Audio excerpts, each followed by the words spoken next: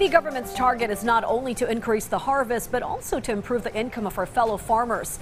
In fact, the government is continuing to distribute land titles for the land cultivated by our fellow countrymen, ensuring that they own it. This is similar to the situation of our fellow countrymen in Zamboanga del Norte. Here's their story.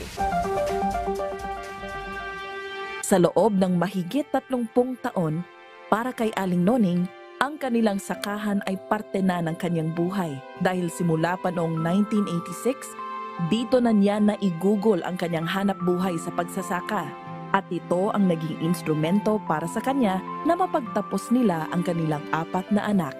Siya ay isang ginang na mula sa bayan ng Lux, Gutalak sa probinsya ng Zamboanga del Norte.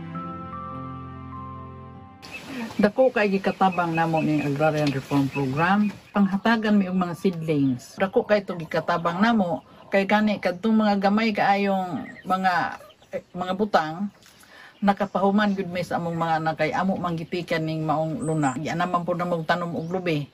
Mao ning makita niyo karon nga kalubin-an na gyud ni. Karon 70 anyos nako. 38 nako ka tuig nga gauma.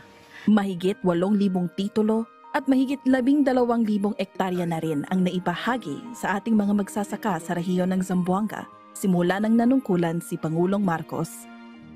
Mahigit 4,000 benepisyaryo rin ang nakatanggap ng kanilang mga titulo noong araw na ito.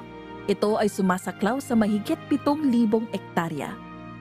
Ug karon dako kay kong pasalamat sa atong sekretary sa DAR ug labi na gyud sa atong mahal nga pangulo pagsuporta niya para sa kabuhian namong mga magbabaon.